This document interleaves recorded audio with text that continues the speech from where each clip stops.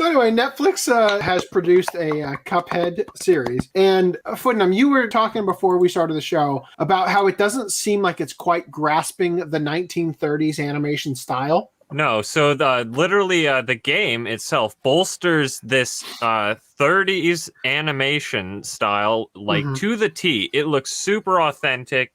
It's really cool, and the only way you can make this show even appealing is to replicate that. Yeah. But because they're going with the modern I don't want to call it sleek mechanical animation. It feels like I was about SpongeBob, to say a Nickelodeon Family Guy pretending to mimic the style. Yeah. Right? Now, I was going to say the style's somewhat there, but it's hidden. With that said, well, you can see it right here with the smears in the leg, and I'd like to point out, as I am wont to do, the cast shadow of the cell on the background, even though it's clearly faked, right? And it is casting way too much of a shadow. I appreciate the effort.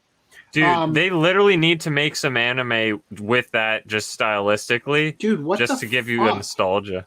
Is this a 3D model they're animating? Because the edges? The faceted edge. Well, maybe that dumbass just was like, I can't draw round, so I'm just going to draw a small line segment. I'm positive that no dumbass finds it easier to not draw round.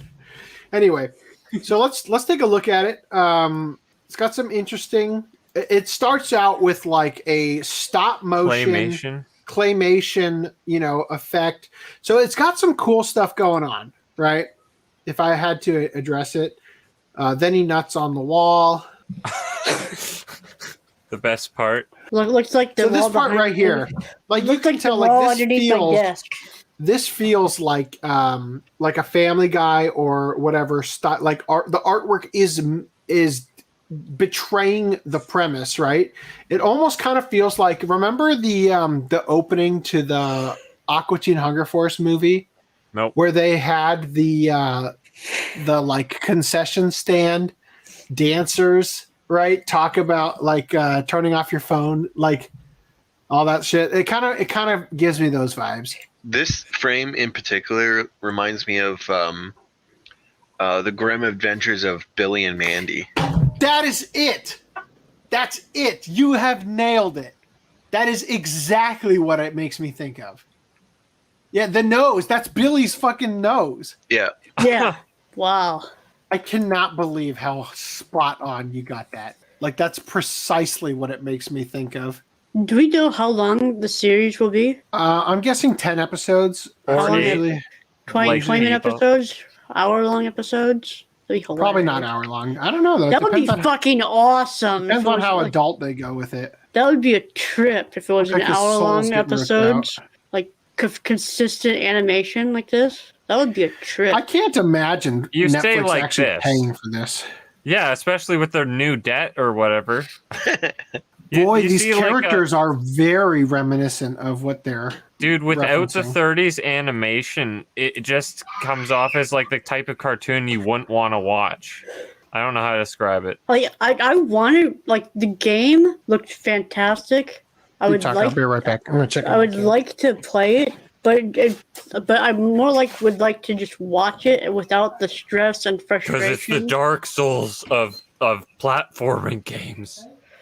Like, if this is going to be basically the game in TV show format in this kind of animation, I mean, like, without any bullshit added on that's unnecessary. Well, that second factor you mentioned is definitely going to be present, because look at that GIF. It's like, fire, oh, shield or whatever. It's like, no, this is just a look at me. Cartoon situations happening. It doesn't have any 30s in it. It's this modern bullcrap that's just, I don't know, superimposed into this animation.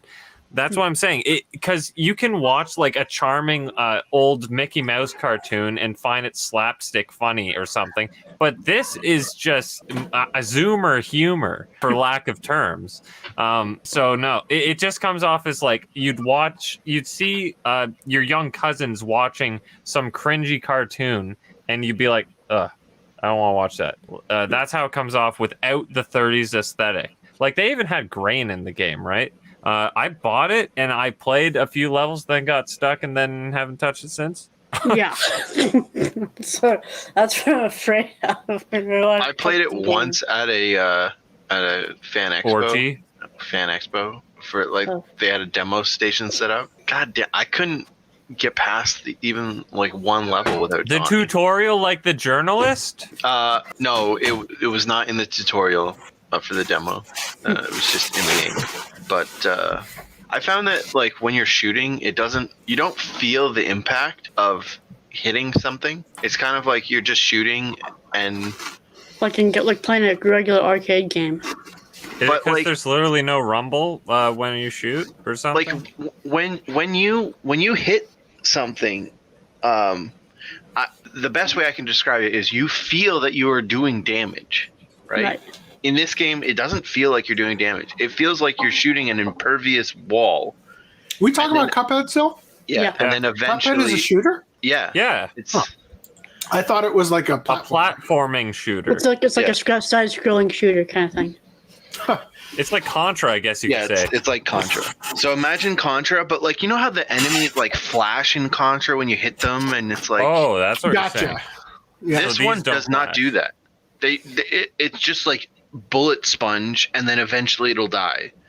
So I don't know. It was weird. I just I want didn't to vent know about I was something doing any stupid damage. after that. I will be glad to check this out. Don't Vent about something stupid so we can move on. I watched someone's review on this game, and they're like, "Oh, the animators had to meticulously animate this at 60 FPS," and I'm like, "Stop right there! They're animating it at 24 frames a second, but the gameplay is at 60 frames per second. So when your character's moving like left and right and up and down, that moves at 60 FPS, but the animation is at 24. You dumb whore!